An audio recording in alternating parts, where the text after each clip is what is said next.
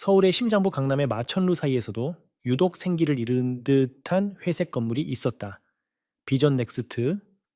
5년 전만 해도 업계에 떠오르는 샛별로 불렸던 이 회사의 월요일 아침은 언제나처럼 무거운 침묵으로 시작되었다. 공기 중에는 희미한 원두 커피 냄새와 해묵은 서류의 먼지 냄새, 그리고 직원들의 은밀한 불안감이 뒤섞여 떠다녔다. 마케팅팀의 박성훈 부장은 자신의 사무실 통유리 너머로 분주하게 움직이는 팀원들을 싸늘하게 응시했다. 그의 미간에는 깊은 주름이 잡혀 있었고 완벽하게 빗어 넘긴 머리카락과 값비싼 양복은 그의 초조함을 감추기 위한 갑옷처럼 보였다. 닷새 전부터 회사 전체에 파다하게 퍼진 소문 때문이었다.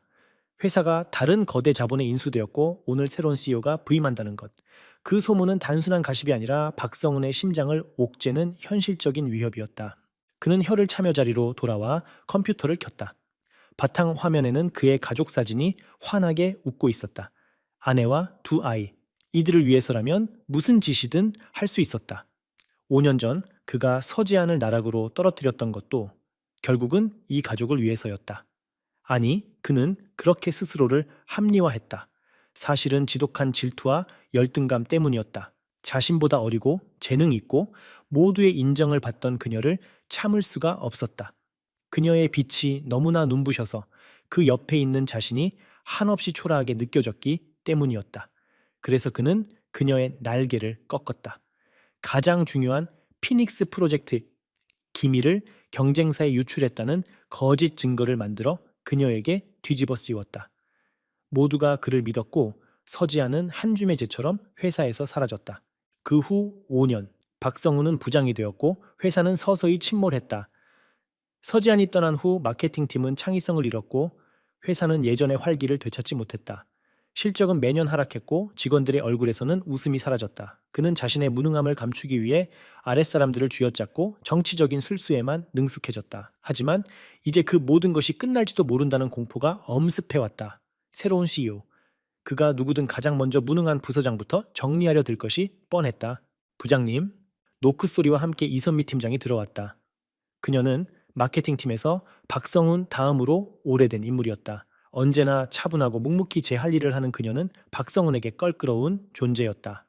그녀는 5년 전 서지안의 편에 섰던 유일한 사람이었다. 물론 그녀의 미약한 목소리는 곧 묵살되었지만 박성훈은 그녀의 눈빛에서 자신에 대한 불신을 읽곤 했다. 이번 주 주간 보고서입니다. 선미가 내민 서류를 받으며 성훈은 퉁명스럽게 물었다.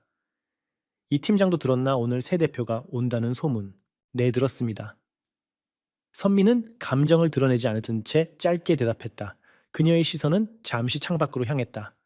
5년 전 억울함에 눈물을 흘리면서도 끝까지 고개를 빳빳이 들고 회사를 나가던 지안의 뒷모습이 떠올랐다. 그녀는 지안의 결백을 믿었지만 힘이 없었다. 그저 침묵하는 다수가 될 수밖에 없었던 스스로에 대한 자괴감이 아직도 그녀의 마음 한구석에 남아 있었다. 지난 5년간 이 회사는 그녀에게 희망 없는 감옥과도 같았다. 새로운 CEO의 등장은 어쩌면 이 지긋지긋한 현실을 바꿀 마지막 기회일지도 모른다고 그녀는 막연히 생각했다. 누가 오든 우리 할 일만 잘하면 되는 거 아니겠어. 쓸데없는 소리에 흔들리지 말고 팀원들 관리나 잘해. 박성우는 일부러 더 위압적인 목소리로 말했다. 하지만 그의 목소리는 미세하게 떨리고 있었다. 같은 시각 꼭대기층에 위치한 임원실에서 김영수 전무는 굳은 얼굴로 서류를 뒤적이고 있었다. 그는 비전 넥스트의 창립 멤버이자 지난 5년간 실질적으로 회사를 이끌어온 인물이었다. 하지만 그의 어깨는 축 처져 있었고 얼굴에는 패배자의 그림자가 짙게 드리워져 있었다. 회사를 매각하기로 결정한 것은 그였다. 더 이상 버틸 힘이 없었다. 그는 책상 서랍 깊숙한 곳에서 낡은 서류 봉투 하나를 꺼냈다. 5년 전 서지안의 해고 품있어였다. 그는 자신의 서명이 적힌 부분을 오랫동안 바라보았다. 그는 사실 모든 것을 알고 있었다. 박성훈이 만든 증거들이 어딘가 석연치 않다는 것을, 그리고 서지안이 그럴 리 없다는 것을 마음 한구석에서는 알고 있었다. 하지만 당시 회사는 큰 위기에 처해 있었고 투자자들의 압박은 거셌다. 그는 희생양이 필요했다. 가장 쉽고 빠른 해결책은 떠오르는 스타였던 서지안을 문제의 원인으로 지목하고 내치는 것이었다. 그는 비겁한 결정을 내렸고 그 결정의 대가를 지난 5년간 톡톡히 치렀다. 회사는 추진력을 잃었고 그 자신은 죄책감에 시달렸다. 이제 곧 부임할 새로운 CEO에게 모든 것을 인수인계하고 물러나야 할 시간이었다.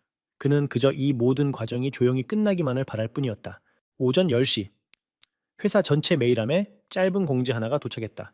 제목 신임 CEO 부임 관련 전체 임직원 회의 안내. 일시금일 오전 11시. 장소 본사 대회의실. 전 임직원은 필히 참석 바랍니다.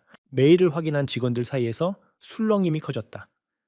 탕비실과 복도에서는 삼삼오오 모여 새로운 CEO가 어떤 사람일지에 대해 추측을 쏟아냈다. 업계에 거물일 것이다. 구조조정 전문가일 것이다. 아니면 인수합병한 그룹의 낙하산일 것이다. 무성한 소문 속에서 그 누구도 단 한 사람도 앞으로 회의실 문을 열고 들어올 그 사람의 정체를 상상조차 하지 못했다.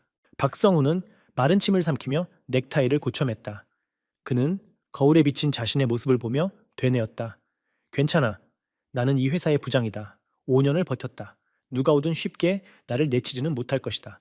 그는 애써 태연한 척하며 자리에서 일어나 대회의실로 향했다. 그의 걸음걸이는 이상하리 많지 무거웠다. 대회의실은 이미 전 직원으로 가득 차 있었다. 모두의 얼굴에는 기대와 불안이 교차했다. 잠시 후 김영수 전무가 무거운 표정으로 단상에 올랐다. 마이크 앞에 선 그는 잠시 숨을 고르더니 준비된 연설문을 읽기 시작했다. 그의 목소리는 힘이 없었고 회사의 지난 과오를 인정하고 새로운 리더십 아래 변화해야 한다는 상투적인 말들을 나열했다. 직원들은 지루한 표정으로 그의 말을 듣고 있었다. 연설이 막바지에 이르렀다. 지난 시간 동안 저와 함께 회사를 위해 헌신해준 임직원 여러분께 진심으로 감사드립니다. 이제 비전 넥스트는 새로운 시대를 맞이하게 될 것입니다. 저의 역할은 여기까지입니다.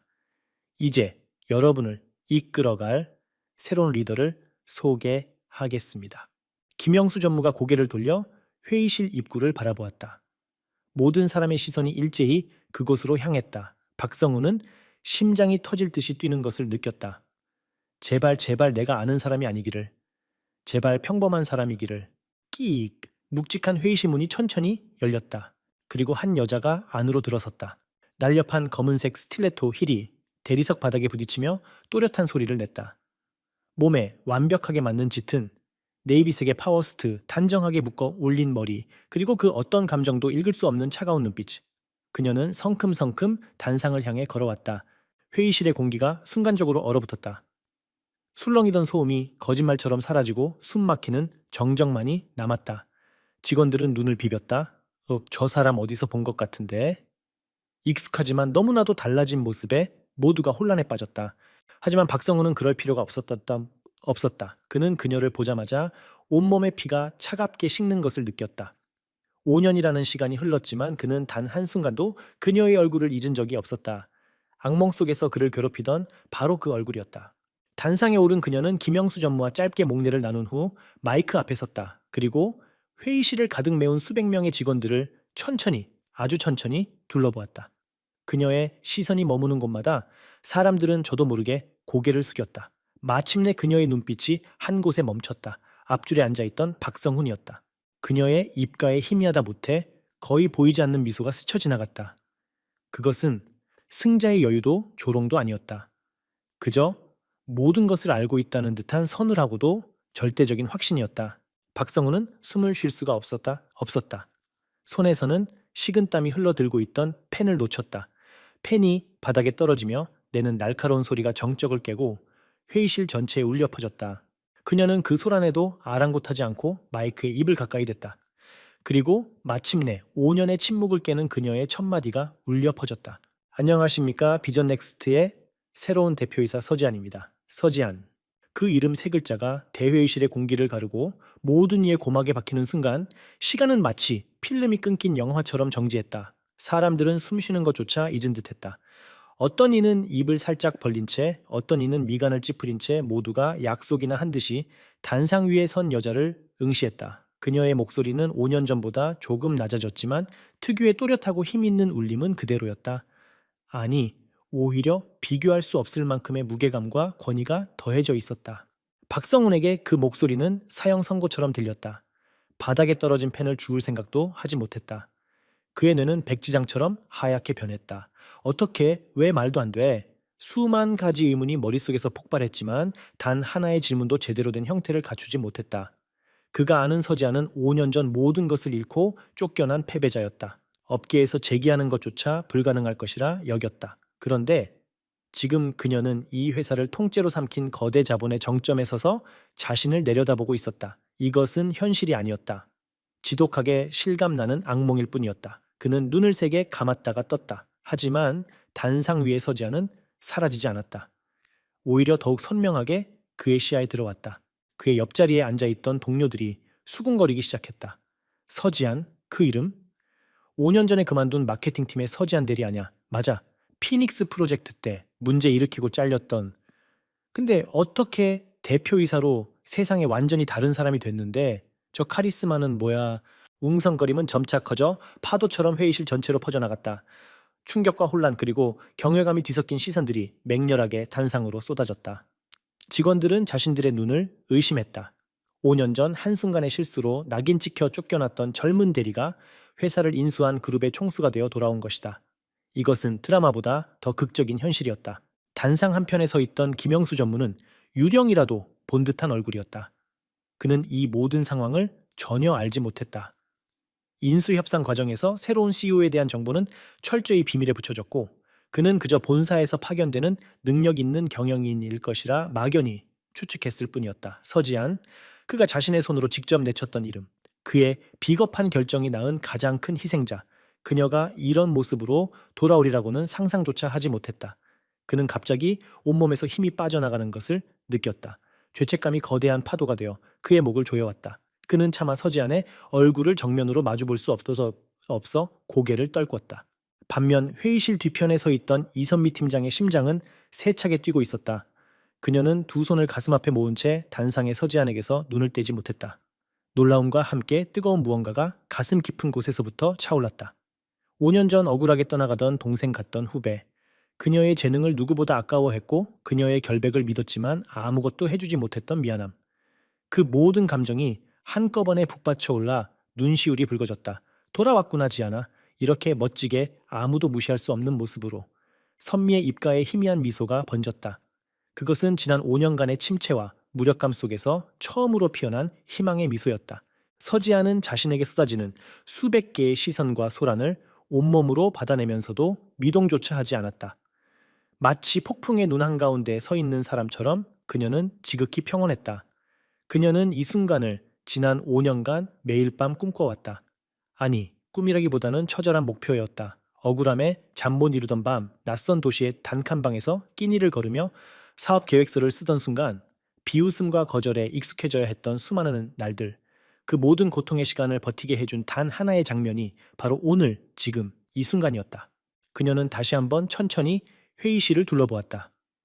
낯익은 얼굴들, 그녀를 비난하고 외면했던 사람들, 침묵으로 동조했던 사람들, 그리고 그 중심에는 하얗게 질린 얼굴로 굳어있는 박성훈이 있었다. 그녀의 눈빛은 더 이상 그에게 원망이나 분노를 담고 있지 않았다. 그저 상대를 완벽하게 파악하고 있는 포식자의 차가운 관조만이 존재할 뿐이었다. 마침내 소란이 어느 정도 잦아들자 서지아는 다시 입을 열었다. 그녀의 목소리는 회의실의 모든 소음을 단숨에 제압했다. 많이들 놀라신 것 같군요. 어쩌면 혼란스러울 수도 있겠습니다. 5년 전 저는 이 회사에서 가장 불명예스러운 방식으로 쫓겨났으니까요. 그녀의 직설적인 발언에 회의실은 다시 한번 찬물을 끼얹은 듯 조용해졌다. 그녀는 과거의 상처를 회피하지 않고 정면으로 꺼내들었다. 그 누구도 예상치 못한 방식이었다. 하지만 저는 오늘 과거의 이야기를 하기 위해 이 자리에 선 것이 아닙니다. 그녀는 잠시 말을 멈추고 숨을 골랐다. 그녀의 시선은 이제 특정인이 아닌 회의실 전체를 아우르고 있었다. 저는 비전 넥스트의 미래를 이야기하기 위해 왔습니다. 지난 5년간 비전 넥스트는 길을 잃었습니다. 한때 업계를 선도하던 창의성과 도전 정신은 사라지고 무사한 일주의와 비효율적인 관료주의만이 남았습니다. 실적은 추락했고 직원들은 동기를 잃었습니다. 여러분도 모두 느끼고 있는 바일 겁니다. 그녀의 말은 날카로운 빗수처럼 직원들의 가슴에 박혔다. 누구도 부정할 수 없는 사실이었기 때문이다. 저는 이 침체된 회사를 다시 일으켜 쓸 것입니다. 이곳을 다시 한번 업계 최고의 회사로 만들 것입니다. 재능 있는 사람이 정당한 대우를 받고 창의적인 아이디어가 존중받으며 모두가 자부심을 가지고 일할 수 있는 곳으로 만들겠습니다. 그녀의 목소리에는 흔들림 없는 확신이 담겨 있었다. 그것은 단순한 포부가 아니라 철저한 계획과 준비 끝에 나온 선언이었다. 직원들은 자신도 모르게 그녀의 말에 빠져들기 시작했다. 절망적인 현실 속에서 잊고 있던 희망이라는 감정이 조금씩 되살아나는 것을 느꼈다. 물론 그 과정은 쉽지 않을 겁니다. 많은 것이 바뀔 것입니다. 변화를 위해서는 때로 고통이 따르기도 합니다. 그녀의 시선이 다시 한번 박성훈과 김영수 전무가 앉아있는 앞줄을 향했다. 저는 과거의 잘못을 바로잡을 것입니다. 능력 없는 자가 자리를 차지하고 부당한 방식으로 동료를 해하는 일은 더 이상 용납되지 않을 것입니다. 모든 평가는 처음부터 공정하고 투명한 기준 아래 다시 시작될 것입니다. 오직 실력과 성과 그리고 회사에 대한 기여도만이 여러분의 가치를 증명하는 유일한 척도가 될 것입니다. 이것은 선전포고였다. 박성우는 등줄기에서 식은땀이 흐르는 것을 느꼈다. 과거의 잘못을 바로잡는다는 말은 명백히 자신을 겨냥한 것이었다. 서지아는 그에게 도망칠 길을 열어주지 않을 작정이었다. 그녀는 그를 모든 사람이 보는 앞에서 가장 처참한 방식으로 심판대에 올릴 생각이었다. 공포가 그의 온몸을 지배했다. 서지아는 연설을 마무리했다. 자세한 경영 방침과 조직 개편안에 대해서는 내일 오전에 있을 부서장 회의에서 구체적으로 논의하겠습니다. 오늘 제 소개는 여기까지입니다. 각자의 자리로 돌아가 업무에 집중해 주시기 바랍니다. 비전 넥스트의 새로운 시작은 바로 지금 이 순간부터입니다. 그녀는 짧게 고개를 숙인 후 더 이상 아무 말 없이 단상을 내려왔다. 그녀가 돌아서서 회의실을 빠져나가는 동안 그 누구도 감히 입을 열거나 움직이지 못했다. 마치 거대한 폭풍이 휩쓸고 지나간 뒤의 고요함과도 같았다. 서지안의 모습이 완전히 사라지고 나서야 멈춰있던 회의실의 시간이 다시 흐르기 시작했다. 직원들은 약속이나 한 듯 서로의 얼굴을 쳐다보며 믿을 수 없다는 표정을 지었다. 대회의실은 곧바로 시장 바닥처럼 소란스러워졌다. 오늘 일어난 일은 앞으로 몇 달 아니 몇 년간 회자될 전설적인 사건이 될 것이 분명했다. 박성우는 멍하니 자리에 앉아 있었다. 주변의 소음은 하나도 들리지 않았다. 그의 머릿속은 오직 서지안의 마지막 말 내일 오전에 있을 부서장 회의라는 구절만이 메아리치고 있었다. 내일 오전. 그것은 그에게 주어진 마지막 유예 기간이자 그의 운명이 결정될 심판의 시간이었다. 그는 떨리는 손으로 간신히 휴대폰을 집어들었다. 누군가에게 연락해야 했다. 이 상황을 타개할 방법을 찾아야 했다. 하지만 그의 연락처 목록에 있는 그 누구도 지금의 서지안 앞에서 그를 지켜줄 수 없다는 것을 그는 본능적으로 알고 있었다. 그는 완벽한 고립무원의 상태에 빠진 것이다. 회의실을 빠져나온 서지안은 곧장 엘리베이터를 타고 최고층 이제는 그녀의 것이 된 CEO 사무실로 향했다. 문이 열리자 강남의 정영이 한눈에 들어오는 거대한 통유리창이 그녀를 맞았다. 5년 전 그녀는 이 사무실에 불려와 해고 통보를 받았었다. 그리고 이제 그녀는 이곳의 주인이 되어 돌아왔다. 그녀는 창가로 다가가 서울의 잿빛 풍경을 말없이 내려다보았다. 복잡한 도시의 풍경 위로 지난 5년의 세월이 파노라마처럼 스쳐 지나갔다. 복수. 그녀는 처음에는 오직 복수만을 생각했다. 자신을 배신하고 나락으로 떨어뜨린 자들에게 똑같은 고통을 되돌려주겠다고 다짐했다. 하지만 시간이 흐르고 스스로의 힘으로 일어서는 과정에서 그녀의 목표는 변했다. 진정한 복수는 그들을 파멸시키는 것이 아니라 그들이 결코 닿을 수 없는 곳까지 올라서는 것임을 깨달았다. 그리고 그들이 망쳐놓은 모든 것을 자신의 손으로 다시 세우는 것임을. 그녀의 시선이 한 건물에 머물렀다. 5년 전 회사를 나온 그녀가 처음으로 일을 시작했던 허름한 공유 오피스였다. 그때의 서러움과 절박함이 오늘의 그녀를 만들었다. 그녀는 더 이상 과거의 얽매인 피해자가 아니었다. 그녀는 자신의 상처를 디딤돌 삼아 날아오른 불사조였다. 뒤독독 노크 소리와 함께 비서가 들어왔다. 대표님 김영수 전무님께서 잠시 뵙기를 요청하십니다. 서지아는 천천히 몸을 돌렸다. 그녀의 얼굴은 다시금 그 어떤 감정도 읽을 수 없는 CEO의 얼굴로 돌아와 있었다. 들여보내세요. 이제 막 첫 번째 심판의 시간이 시작되려 하고 있었다. 다음 날 오전 9시 비전 넥스트의 임원 회의실에는 얼음장 같은 긴장감이 감돌았다. 어제 대회의실에 충격이 채 가시지 않은 상태에서 소집된 첫 부서장 회의였다. 열댓 명의 부서장들은 약속이나 한 듯 회의 시작 10분 전부터 자리에 앉아 굳은 얼굴로 입을 다물고 있었다. 어젯밤 회사 전체는 서지안이라는 이름 하나로 들썩였다. 그녀의 귀환은 단순한 인사를 넘어선 거대한 변화의 서막임을 모두가 직감하고 있었다. 회의실의 가장 상석 어제까지만 해도 김영수 전무의 자리였던 곳에 서지안이 앉아 있었다. 그녀는 회의 시작 정각에 맞춰 한치의 오차도 없이 회의실에 들어섰다. 손에는 얇은 태블릿 PC 하나만 들려 있었다. 그녀의 등장은 그 자체로 하나의 메시지였다. 불필요한 격식과 권위적인 서류 더미는 이제 과거의 유물이라는 암묵적인 선언. 박성우는 심장이 목구멍까지 차오르는 기분이었다. 밤새 한숨도 자지 못했다. 그는 살아남기 위해 가능한 모든 수를 떠올려 봤다. 예전처럼 김영수 전무에게 엎드려 빌어볼까? 아니, 이제 그는 허수아비였다. 그렇다면 다른 임원들을 포섭해야 하나 하지만 어제 서지안의 카리스마를 본 이상 섣불리 그녀에게 반기를 들 사람은 아무도 없을 터였다. 결국 그가 할 수 있는 것은 아무것도 없었다. 그는 그저 처분을 기다리는 죄수처럼 마른 입술을 씹으며 자리를 지킬 뿐이었다. 서지 않은 자리에 앉자마자 서론 없이 곧바로 회의를 시작했다. 어제 말씀드린 대로 오늘 이 자리는 비전 넥스트의 현 주소를 정확히 진단하고 앞으로 나아갈 방향을 설정하기 위해 마련되었습니다. 각 부서의 현황 보고부터 시작하겠습니다. 재무팀장님부터. 그녀의 목소리는 차분했지만 거스를 수 없는 힘이 있었다. 재무팀장을 시작으로 각 부서장들이 자리에서 일어나 준비해온 보고를 시작했다. 서지아는 보고를 듣는 내내 태블릿 화면에서 눈을 떼지 않았다. 그녀는 가끔씩 핵심을 찌르는 날카로운 질문을 던졌고 부서장들은 진땀을 흘리며 대답해야 했다. 매출 원가율이 지난 3년간 5% 상승했는데 원인에 대한 분석이 부족합니다. 다음 주까지 구체적인 원인 분석과 개선 방안을 보고해 주세요. 인사팀 지난 2년간 핵심 인재 이탈률이 15%에 달합니다. 퇴사자 심층 면담 자료와 함께 이탈 방지 대책을 원점에서 재검토해서 보고하세요. 회의가 진행될수록 부서장들의 얼굴은 점점 더 굳어갔다. 서지아는 불과 하루 만에 회사의 모든 문제점을 속속들이 꿰뚫고 있었다. 그녀의 질문은 막연한 질책이 아니라 정확한 데이터에 기반한 것이었기에 누구도 변명할 수 없었다. 회의실의 분위기는 그녀가 완벽하게 장악하고 있었다. 김영수 전무는 회의 내내 투명인간처럼 앉아만 있었다. 아무도 그에게 의견을 묻지 않았고 그 또한 입을 열지 않았다. 그의 시대가 끝났음을 알리는 잔인한 의식과도 같았다. 마침내 모든 부서의 보고가 끝나고 서지안의 시선이 박성훈에게 향했다. 마지막으로 마케팅팀. 박성훈은 자리에서 일어나며 다리가 후들거리는 것을 느꼈다. 그는 애써 태연한 표정을 지으며 준비해온 스크린에 보고 자료를 띄웠다. 지난 분기의 실적, 현재 진행 중인 캠페인 등 무난하고 상투적인 내용들이었다. 그는 최대한 서지안의 눈을 마주치지 않으려 했으며 보고를 이어나갔다.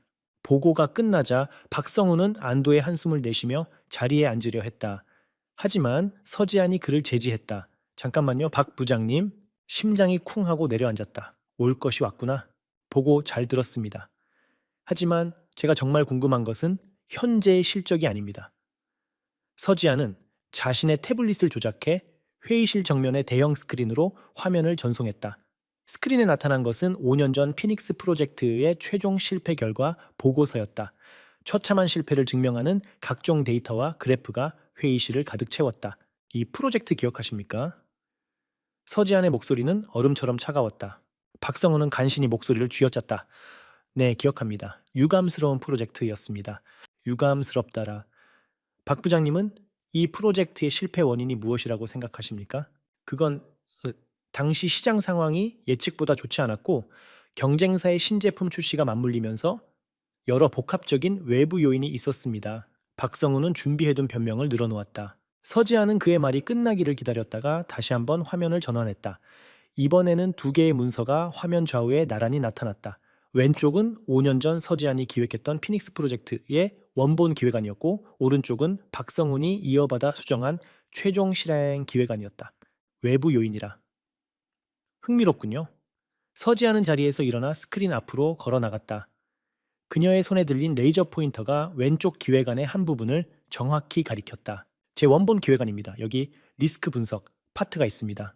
경쟁사의 신제품 출시 가능성, 시장 변화 예측, 그리고 그에 대한 5가지 대응 시나리오가 명시되어 있죠.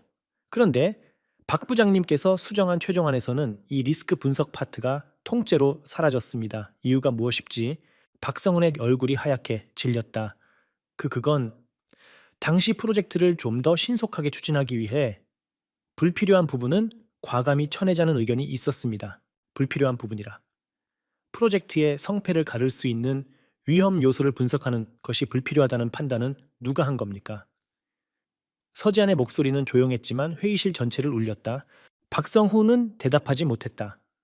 이마에서는 식은땀이 흘러내렸다. 다른 부서장들은 숨을 죽인 채 두 사람을 지켜보고 있었다. 그들은 이제 이 상황이 단순한 업무 질책이 아님을 깨닫고 있었다. 이것은 과거에 대한 철저한 해부이자 심판이었다. 서지안의 레이저 포인터가 다른 곳으로 이동했다. 두 번째 예산안입니다. 제 기획안에는 타겟 고객층 심층 분석을 위한 FGI 조사 예산으로 5천만 원이 책정되어 있었습니다. 하지만 최종안에서는 이 예산이 전액 삭감되고 대신 임원들을 위한 해외 시장 조사 출장비로 7천만 원이 증액되었군요. 이 출장의 결과 보고서는 어디에 있습니까? 박 부장님. 박성후는 입술만 달싹일 뿐 아무 말도 하지 못했다. 그 출장은 사실상 임원들을 위한 관광 여행이었고 제대로 된 보고서 따위는 존재하지 않았다. 이선미 팀장은 조용히 주먹을 쥐었다. 5년 전 그녀는 이 모든 부당한 변경 사항에 대해 문제를 제기했었다. 하지만 박성우는 그녀의 의견을 묵살했고 김영수 전무는 침묵으로 동의했다. 이제 와서 모든 진실이 그것도 서지한 자신의 입을 통해 만천에 드러나고 있었다. 통쾌함과 동시에 씁쓸함이 밀려왔다. 서지한은 마지막으로 결정타를 날렸다. 가장 중요한 프로젝트의 핵심 콘셉트입니다. 제 기획은 20대 젊은 층을 타겟으로 한 혁신적인 기능에 초점을 맞췄습니다. 하지만 최종안은 기존의 40대 고객층을 유지하는 안정적인 방향으로 콘셉트가 완전히 바뀌었습니다. 이 중대한 변경은 어떤 시장 분석을 통해 결정된 것입니까? 관련 데이터가 있으면 지금 바로 보여주시죠. 박성우는 이제 더 이상 버틸 수 없었다. 그의 머릿속은 뒤죽박죽이 되었고 다리가 풀려 주저앉을 것만 같았다. 그는 아무런 데이터도 제시할 수 없었다. 모든 결정은 그의 주관적인 판단과 무능함, 그리고 서지안의 흔적을 지우고 싶다는 비열한 욕심에서 비롯된 것이었기 때문이다. 대답을 못 하시는군요. 서지안은 차갑게 말했다. 그녀는 다시 자리로 돌아와 앉았다. 회의실의 모든 시선은 경멸과 조롱이 되어 박성훈에게 꽂혔다. 지난 5년간 그가 다른 직원들에게 해왔던 그대로였다. 됐습니다. 더 이상 듣지 않아도 알겠습니다. 서지아는 태블릿을 덮으며 말했다. 박성훈 부장. 그녀가 처음으로 그의 직책을 불렀다. 오늘부터 일주일의 시간을 주겠습니다. 피닉스 프로젝트 실패 원인에 대한 상세 보고서를 작성해서 저에게 직접 제출하세요. 제가 방금 지적한 모든 변경 사항이 어떤 근거로 이루어졌는지, 그 결정이 프로젝트에 어떤 영향을 미쳤는지 단 하나의 누락도 없이 시간 순서대로 상세히 기술해야 합니다. 관련 데이터와 회의록 등 모든 증빙 자료를 첨부하는 것 잊지 마시고요. 그것은 불가능한 과제였다. 존재하지 않는 근거와 데이터를 만들어낼 수는 없는 노릇이었다. 이것은 보고서를 쓰라는 명령이 아니라 스스로의 죄를 자백하라는 최후 통첩이었다. 그리고 이선미 팀장. 서지안의 시선이 선미에게 향했다. 이 팀장은 새로운 마케팅 전략 기획안을 일주일 내로 준비해서 저에게 직접 보고하세요.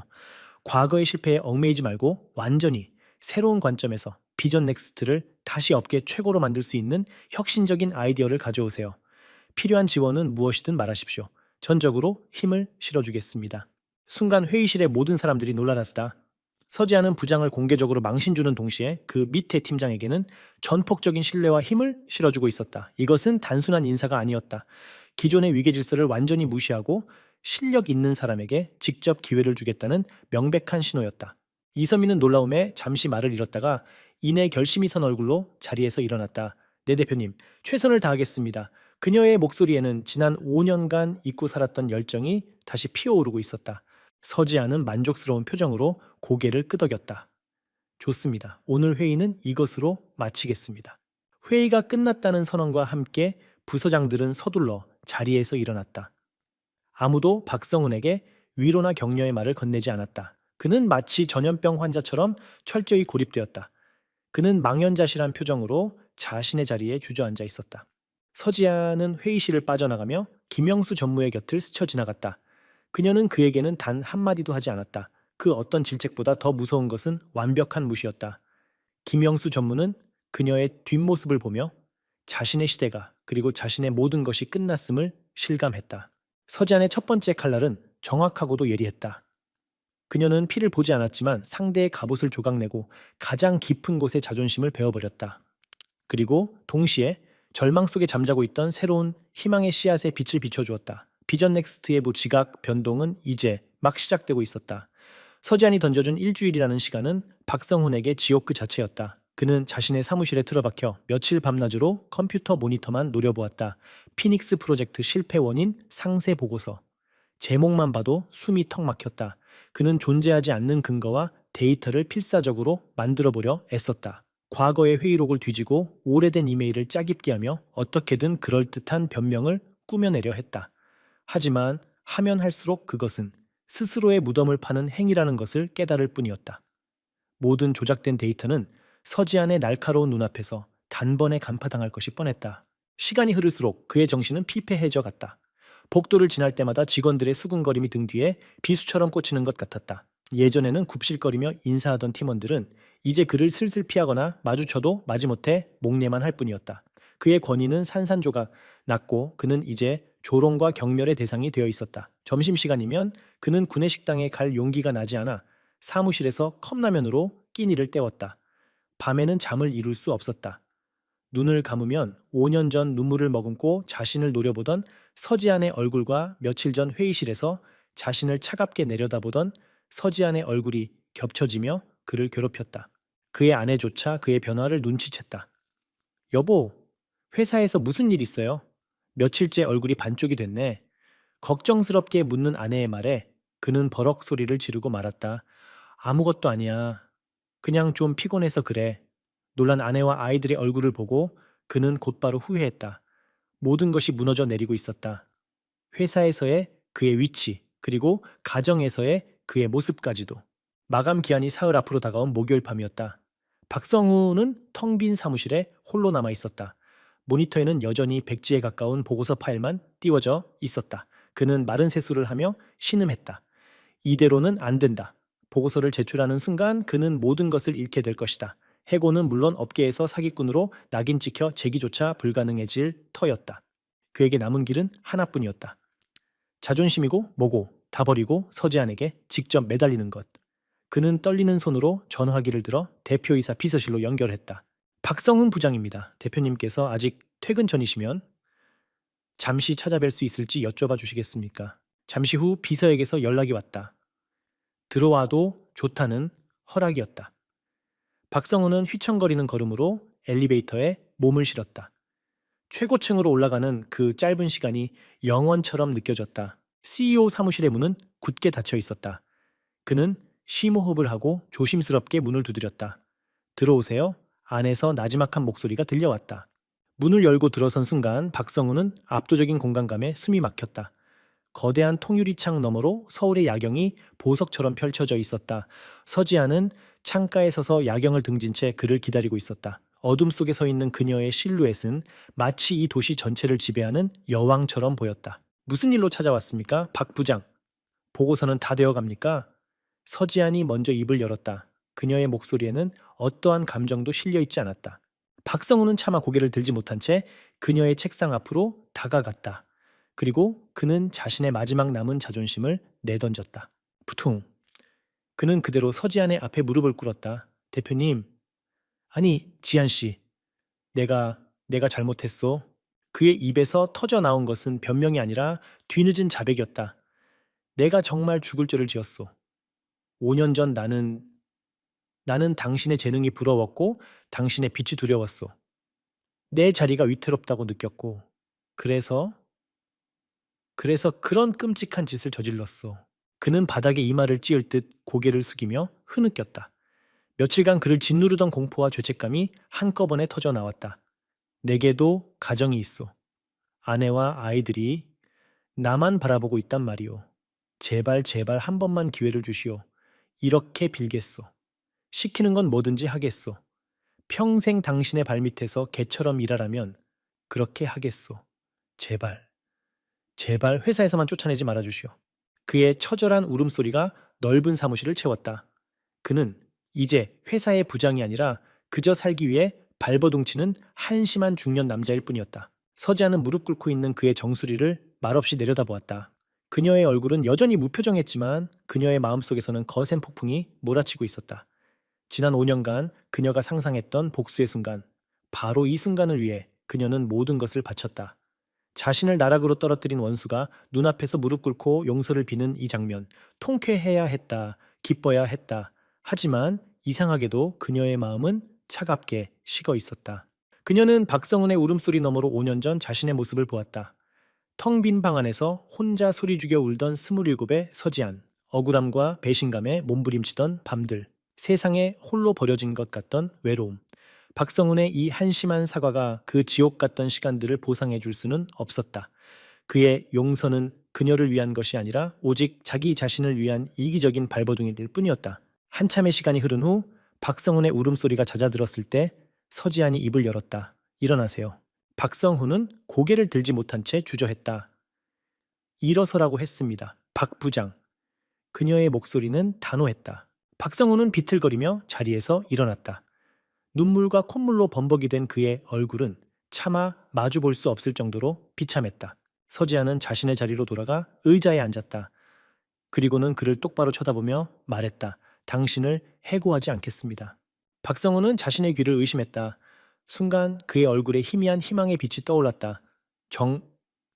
정말입니까, 대표님? 정말 감사합니다. 정말. 하지만 착각하지 마세요. 서지아는 그의 말을 차갑게 끊었다. 당신을 용서해서가 아닙니다. 당신이 불쌍해서도 아닙니다. 당신을 해고하는 것은 당신에게 너무 쉬운 길을 열어주는 것이기 때문입니다. 박성훈의 얼굴에서 희망의 빛이 사라졌다. 당신을 해고하면 당신은 여기서 도망칠 수 있겠죠. 다른 회사를 알아보고 어떻게든 새로운 자리를 구할 겁니다. 그리고 시간이 지나면 오늘을 잊겠죠. 5년 전 당신이 내게 했던 짓을 잊었던 것처럼 나는 당신에게 그런 도피처를 줄 생각이 없습니다. 그녀의 목소리는 조용했지만 그 어떤 비명보다 더 잔인하게 박성훈의 심장을 파고들었다. 진정한 벌은 당신이 이곳에 남는 겁니다. 네. 당신은 비전 넥스트에 남아서 당신이 망쳐놓은 이 회사가 어떻게 변하는지를 두 눈으로 똑똑히 지켜봐야 합니다. 당신이 짓밟았던 사람들이 어떻게 성장하고 인정받는지를 봐야 합니다. 그리고 무엇보다 당신 자신의 무능함과 매일같이 마주해야 합니다. 그것이 내가 당신에게 내리는 벌입니다. 서지아는 태블릿을 들어 무언가를 빠르게 입력했다. 잠시 후 박성훈의 휴대폰으로 한 통의 이메일이 도착했다. 제목 인사 발령 통지, 발령 대상 박성훈 부장, 발령 부서 과거 프로젝트 분석 및 리스크 관리, 태스크포스 팀 팀장. 새로운 부서입니다. 팀원은 박성훈 부장 당신 한 명입니다. 서지안이 말했다. 당신의 첫 번째 업무는 지금 당신이 쓰고 있는 피닉스 프로젝트 실패 보고서를 완성하는 것입니다. 그리고 그 다음은 지난 5년간 실패했던 모든 마케팅 프로젝트를 분석하고 보고서를 작성하는 일이 될 겁니다. 당신은 앞으로 영원히 이 회사의 실패와 과거를 곱씹는 역할을 맡게 될 겁니다.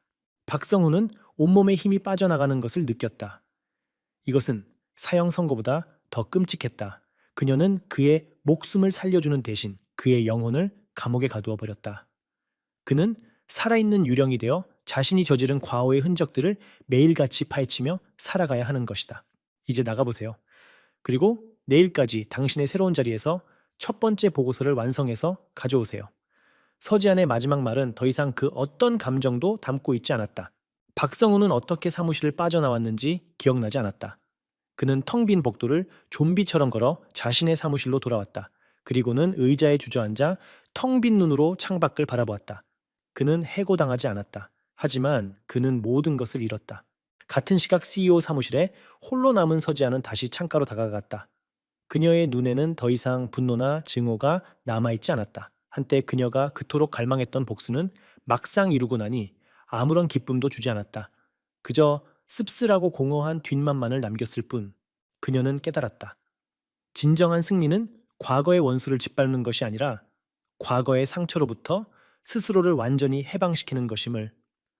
오늘 그녀는 박성훈이라는 과거의 악령을 그녀만의 방식으로 봉인했다. 이제 그녀는 더 이상 과거에 얽매이지 않을 것이다. 창밖의 서울 야경이 유난히 고요하게 느껴졌다. 이제 그녀에게는 부서진 것들을 파괴하는 일이 아니라 새로운 것들을 건설하는 일만이 남아있었다. 그녀의 진짜 전쟁은 이제부터 시작이었다. 다음 날 아침 비전 넥스트의 공기는 전날과는 미묘하게 달라져 있었다. 직원들 사이에는 여전히 긴장감이 흘렀지만 그 속에는 이전에는 없었던 일말의 기대감이 섞여 있었다. 서지안이라는 태풍이 모든 것을 파괴할 것이라는 공포는 점차 어쩌면 그녀가 이 썩어 빠진 회사를 완전히 새롭게 만들지도 모른다는 희망으로 바뀌고 있었다. 그 변화의 가장 상징적인 풍경은 4층 복도 끝에서 펼쳐졌다. 이전에 창고로 쓰이던 작은 공간이 하룻밤 사이에 과거 프로젝트 분석 및 리스크 관리 TF팀이라는 팻말이 붙은 사무실로 바뀌어 있었다. 그리고 그 안에는 박성훈이 홀로 앉아 있었다. 그의 책상 위에는 낡은 서류 더미가 산처럼 쌓여 있었고 그는 넋이 나간 사람처럼 모니터만 응시하고 있었다. 마케팅팀의 화려한 사무실에서 모든 것을 호령하던 그의 모습은 온데간데 없었다. 직원들은 그곳을 지나칠 때마다 힐끗거리면서도 아무도 말을 걸지 않았다. 그는 살아있는 과거의 망령이자 새로운 질서의 본보기였다. 오전 10시 김영수 전무가 서지안의 사무실을 찾았다. 그의 얼굴은 며칠 전보다 오히려 평온해 보였다. 모든 것을 내려놓은 사람 특유의 담담함이었다. 그는 서지안의 책상 위에 하얀 사직서 봉투를 조용히 올려놓았다. 그동안 미안했네. 김영수 전무가 어렵게 입을 열었다. 그의 사과는 회사를 이 지경으로 만든 것에 대한 것이 아니었다. 그것은 5년 전 젊고 재능 있는 한 직원의 미래를 자신의 비겁함과 맞바꿨던 개인적인 과외에 대한 것이었다. 저는 대표님의 사과를 받을 이유가 없습니다. 서지아는 사직서를 집어들며 담담하게 말했다. 대표님께서 사과해야 할 대상은 제가 아니라 지난 5년간 희망 없이 일해야 했던 비전 넥스트의 모든 직원들입니다. 김영수 전무는 말없이 고개를 끄덕였다. 그는 서지안이 자신의 사직서를 반려하고 자신에게도 모욕을 줄 것이라 생각했었다. 하지만 그녀는 그러지 않았다. 그녀는 더 이상 과거의 개인적인 원한에 얽매여 있지 않았다. 사직서는 수리하겠습니다. 그동안 수고 많으셨습니다. 서지아는 짧게 말하고는 자리에서 일어나 그에게 가볍게 목례를 했다. 그것은 전임자에 대한 최소한의 예의이자 한 시대의 끝을 구하는 공식적인 작별 인사였다. 김영수 전무는 씁쓸한 미소를 지으며 조용히 사무실을 나갔다. 이로써 비전 넥스트의 낡은 과거는 완전히 막을 내렸다. 그날 오후 이선미 팀장이 대표이사 사무실의 문을 두드렸다. 그녀의 손에는 얇은 태블릿 PC가 들려 있었고 얼굴에는 긴장감과 함께 숨길 수 없는 설렘이 어려 있었다. 서지아는 그녀에게 일주일의 시간을 주었지만 그녀는 단 사흘 만에 새로운 마케팅 전략 기획안을 완성했다. 들어와요, 이 팀장. 서지아는 부드러운 미소로 그녀를 맞았다. 벌써 다 준비됐나 보군요. 지난 5년간 머릿속으로만 수십 번을 그렸던 계획입니다. 선미는 자신감 있는 목소리로 대답했다. 그녀는 스크린에 기획안을 띄우고 발표를 시작했다. 그녀의 기획은 대담하고 혁신적이었다. 기존의 낡은 방식을 완전히 버리고 빅데이터와 AI를 기반으로 한 개인 맞춤형 타겟, 마케팅 젊은 크리에이터들과의 협업을 통한 바이럴 캠페인, 그리고 회사의 이미지를 쇄신할 사회공헌 프로젝트까지 그것은 지난 5년간 박성훈 아래에서는 감히 꺼낼 수도 없었던 아이디어들의 집합체였다. 서지아는 발표 내내 흥미로운 눈빛으로 그녀를 지켜보았다. 그녀는 선미의 기획안에서 5년 전 자신의 모습을 보았다. 열정과 재능, 그리고 세상을 바꿀 수 있다는 순수한 믿음. 박성훈은 서지안의 날개만 꺾은 것이 아니라 이선미와 같은 수많은 인재들의 가능성까지 억누르고 있었던 것이다. 발표가 끝나자 서지아는 잠시의 망설임도 없이 말했다. 훌륭합니다. 아니, 제가 생각했던 것 이상입니다. 이 프로젝트 당장 시작합시다. 정말입니까? 대표님 선미는 기쁨을 감추지 못했다. 네. 그리고 이 프로젝트를 성공적으로 이끌기 위해서는 그에 걸맞은 권한과 책임이 필요하겠죠. 서지아는 자리에서 일어나 선미에게 다가갔다. 오늘부로 이선미 팀장을 마케팅 본부 총괄부장으로 임명합니다. 이 기획안을 직접 실행하고 직접 하고 비전 넥스트의 마케팅을 완전히 새롭게 바꿔주세요. 이선미 부장님의 판단을 전적으로 신뢰하고 지원하겠습니다. 선미는 순간 말을 잃었다. 부장. 그녀가 지난 5년간 단 한 번도 꿈꿔보지 못했던 자리였다. 그녀의 눈시울이 뜨거워졌다. 대표님, 감사합니다. 정말 목숨을 걸고 해내겠습니다. 목숨까지 걸 필요는 없습니다. 서지안이 미소를 지으며 말했다. 그저 즐기면서 마음껏 실력을 펼쳐주세요. 그것이 제가 바라는 전부입니다. 다음날 서지아는 다시 한번 전 직원들을 대회의실로 소집했다. 하지만 이번의 분위기는 처음과는 180도 달랐다. 직원들의 얼굴에는 더 이상 공포나 불안이 아닌 호기심과 기대가 가득했다. 단상에 선 서지아는 새로운 비전 넥스트의 청사진을 발표했다. 비전 넥스트는 오늘부터 완전히 새로운 회사로 거듭날 것입니다. 첫째, 모든 인사평가는 성과와 능력에 기반한 투명한 시스템으로 전면 개편됩니다. 하견 지연산의 정치는 더 이상 용납되지 않습니다. 둘째, 실패를 두려워하지 않는 도전적인 문화를 장려하기 위해 혁신적인 아이디어를 제안하고 성공시킨 팀에게는 파격적인 인센티브를 제공할 것입니다. 셋째, 저를 포함한 모든 리더들은 열린 소통을 원칙으로 할 것입니다. 언제든 누구든 좋은 아이디어가 있다면 직급에 상관없이 저를 찾아오십시오. 제 사무실 문은 항상 열려 있을 겁니다. 그리고 그녀는 마지막으로 이선미를 단상으로 불렀다. 그리고 여기 새로운 비전 넥스트가 추구하는 가치를 보여주는 첫 번째 사례가 있습니다. 이선미 신임 마케팅 본부장입니다. 그녀는 뛰어난 기획력과 열정으로 회사의 미래를 이끌어갈 것입니다. 모두 큰 박수 부탁드립니다. 회의실을 가득 메운 우레와 같은 박수 소리. 그것은 이선미 개인을 향한 축하만이 아니었다. 마침내 공정한 기회가 주어지는 시대가 열렸다는 것에 대한 모든 직원들의 환호였다. 그날 이후 회사는 눈에 띄게 달라지기 시작했다. 사무실은 활기를 되찾았고 직원들의 표정은 밝아졌다. 탕비실에서는 더 이상 뒷담화가 아닌 새로운 프로젝트에 대한 열띤 토론이 벌어졌다. 서지아는 종종 사무실을 돌아다니며 직원들과 스스럼 없이 대화했고 신입사원의 아이디어에도 진지하게 귀를 기울였다. 그녀는 권위적인 지배자가 아니라 함께 배를 저어가는 유능한 선장이었다. 한 달이 지난 어느 금요일 저녁이었다. 대부분의 직원이 퇴근한 후 서지안의 사무실에 이선미가 찾아왔다. 그녀의 손에는 이제 막 1차 성과를 내기 시작한 프로젝트의 중간 보고서가 들려 있었다. 보고를 마친 후 두 사람은 나란히 창가에 서서 서울의 야경을 바라보았다. 믿어지지가 않아요. 이선미가 먼저 입을 열었다. 불과 한 달 전만 해도 이 회사를 떠날 생각만 하고 있었는데 이렇게 즐겁게 일하게 될 줄은 꿈에도 몰랐어요. 이게 원래 비전 넥스트의 모습이었어야죠. 서지안이 나지막이 말했다. 이선미는 잠시 망설이다가 마음속에 담아두었던 질문을 꺼냈다. 대표님, 괜찮으시다면 하나만 여쭤봐도 될까요? 물론이죠. 이 모든 과정이 지난 5년의 고통을 보상받을 만큼 가치가 있었나요? 그저 복수만을 위해서였다면 너무 힘든 길을 돌아오신 것 아닌가요? 서지아는 대답 대신 잠시 눈을 감았다. 그녀의 머릿속에 지난 시간들이 스쳐 지나갔다.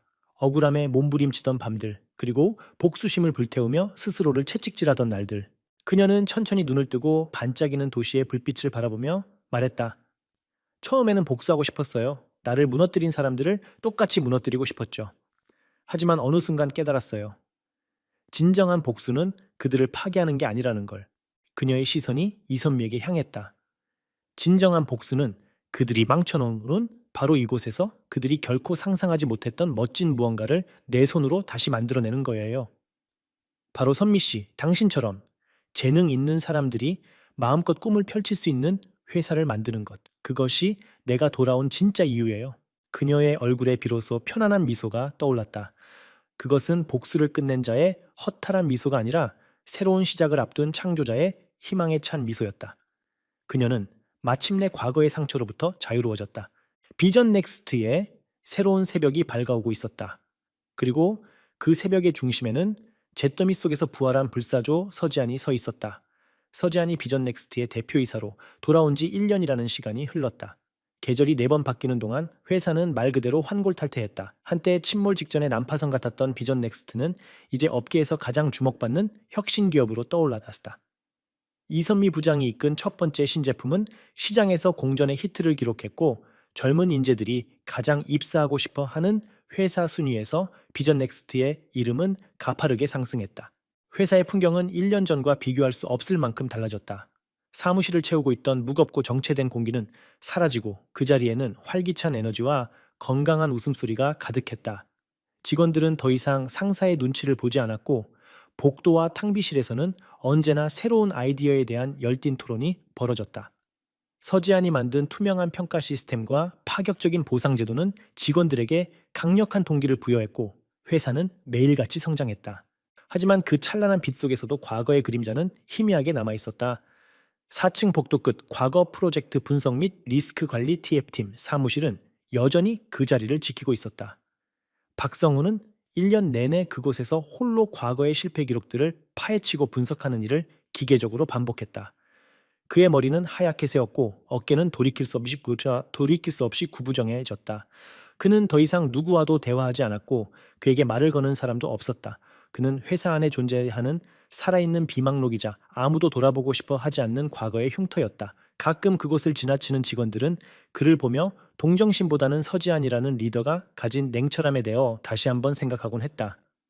그녀는 용서라는 이름으로 과거를 덮지 않았고 실수는 반드시 대가를 치른다는 것을 그를 통해 증명하고 있었다. 김영수 전무에 대한 소식은 간간히 들려왔다. 그는 모든 것을 정리하고 강원도의 작은 시골 마을로 내려가 조용히 밭을 일구며 살고 있다고 했다. 그 소식을 전해 들은 날 서지아는 아무 말 없이 창밖만 바라볼 뿐이었다. 어느 맑은 가을날 오후 서지아는 예고 없이 회사 밖으로 나섰다. 그녀가 향한 곳은 강남의 화려한 빌딩 숲이 아닌 구로 디지털 단지의 허름한 골목이었다. 그곳에는 5년 전 그녀가 처음으로 자신의 사업을 시작했던 낡은 공유, 오피스 건물이 있었다. 건물은 여전히 그 자리에 있었지만 주변 풍경은 많이 변해 있었다. 그녀는 잠시 차를 세우고 자신이 일했던 3층의 작은 창문을 올려다보았다. 창문 너머로 수십 개의 작은 책상들이 다닥다닥 붙어 있는 모습이 보였다. 5년 전 그녀는 저 창가 구석 자리에서 매일 밤을 새우며 재기를 꿈꿨었다. 따뜻한 밥 한 끼가 사치처럼 느껴져 컵라면으로 배를 채우기 일쑤였고 냉혹한 거절과 비웃음에 수없이 눈물을 삼켜야 했다. 그녀는 차에서 내려 당시 자주 가던 작은 국밥집으로 향했다.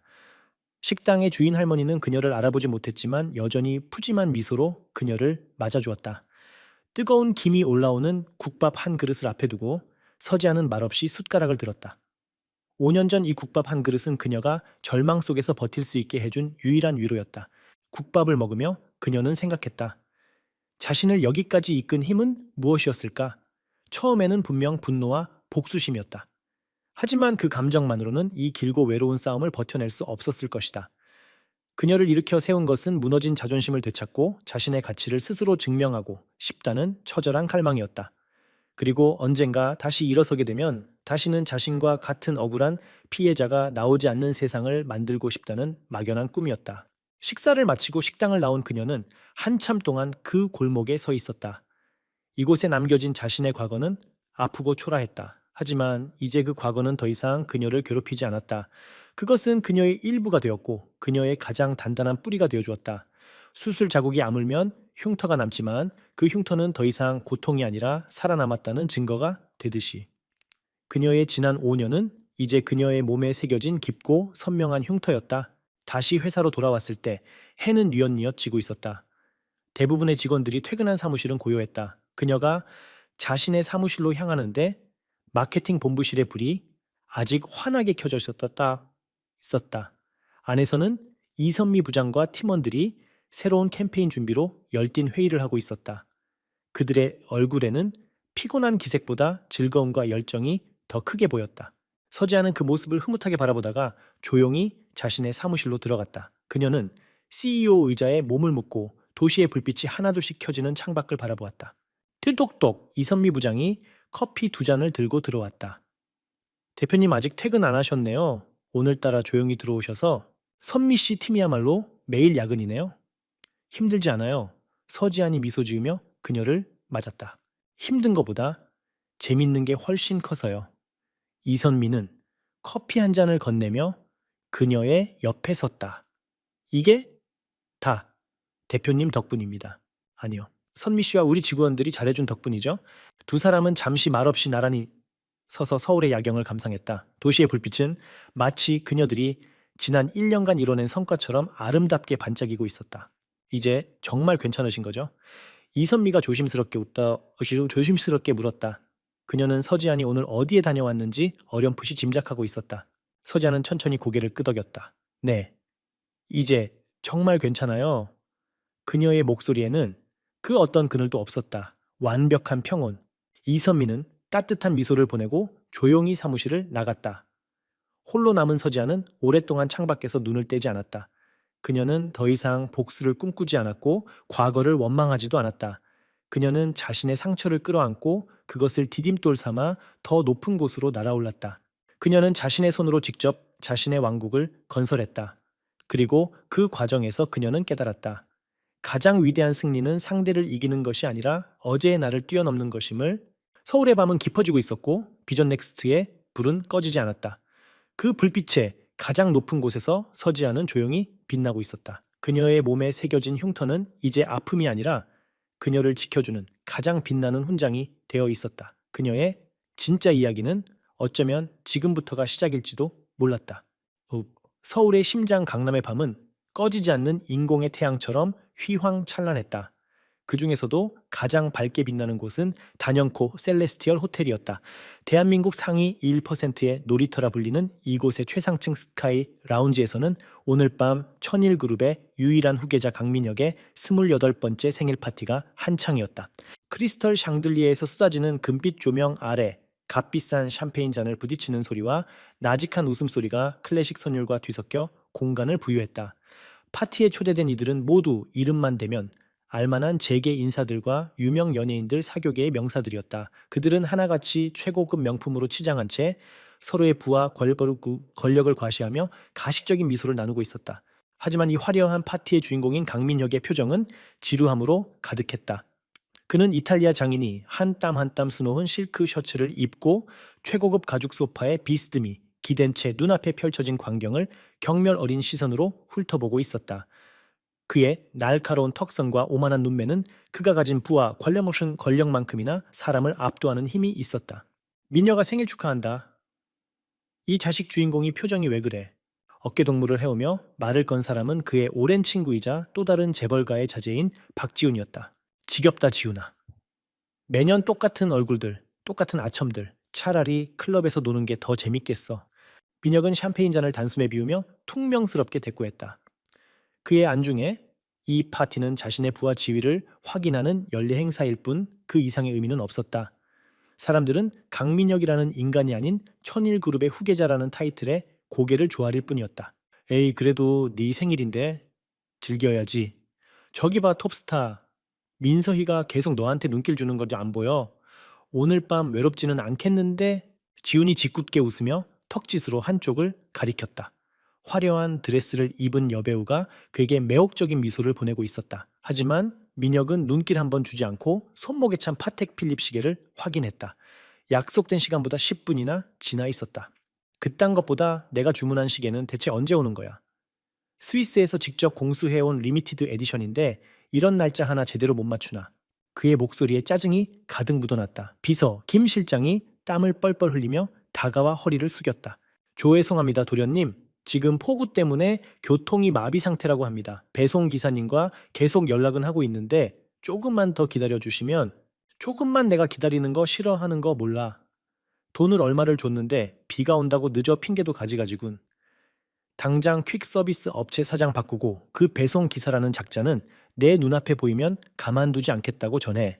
민희혁의 싸늘한 말에 김 실장의 얼굴이 하얗게 질렸다. 그는 더 이상 변명할 엄두도 내지 못한 채 그저 고개를 숙이고 물러설 뿐이었다. 강민혁에게 타인의 사정이란 고려의 대상조차 되지 못했다. 세상은 언제나 그를 중심으로 돌아가야만 했다.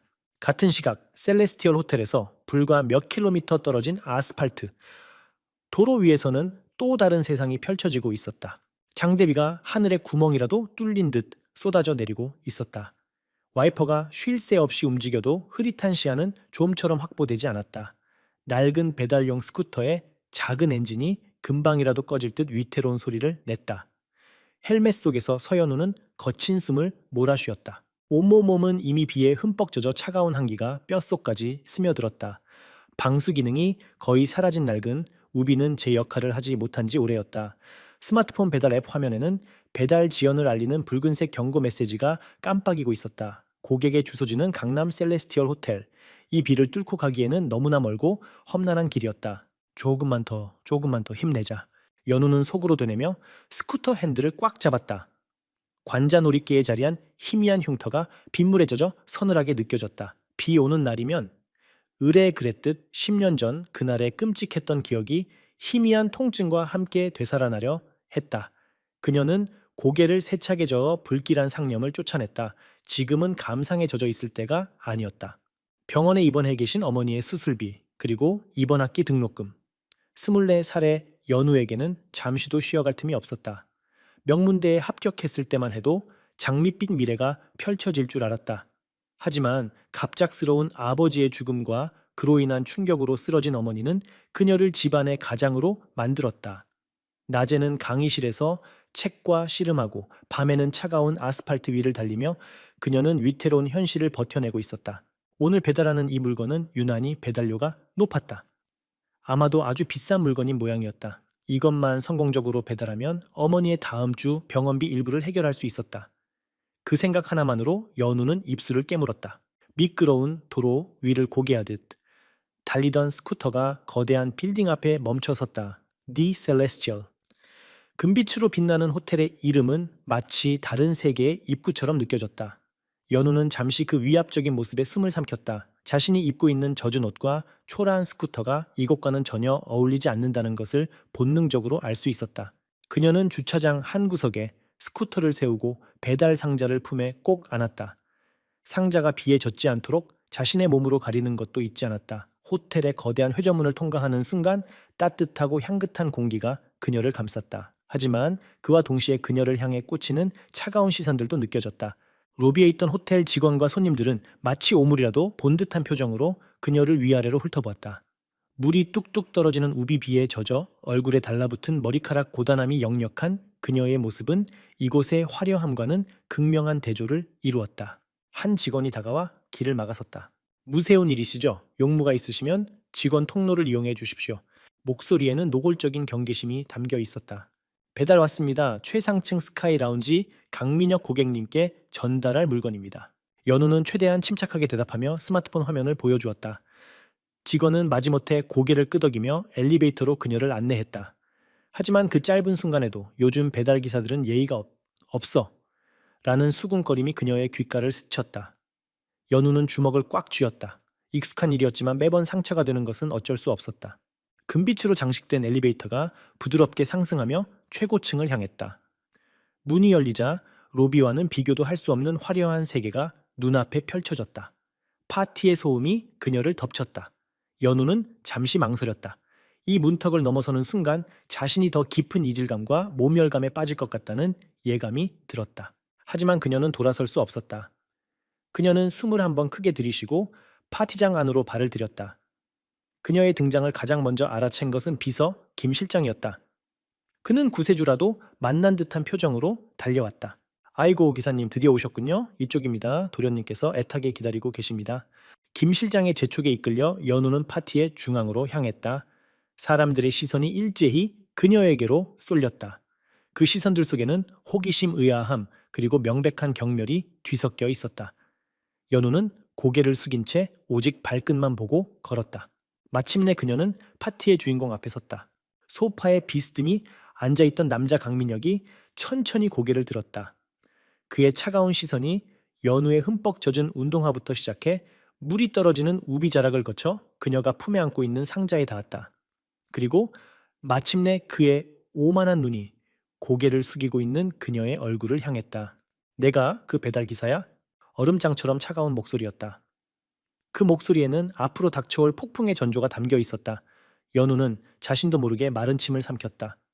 거센 빗속을 뚫고 온 것보다 더한 한기가 등줄기를 타고 흘러내렸다.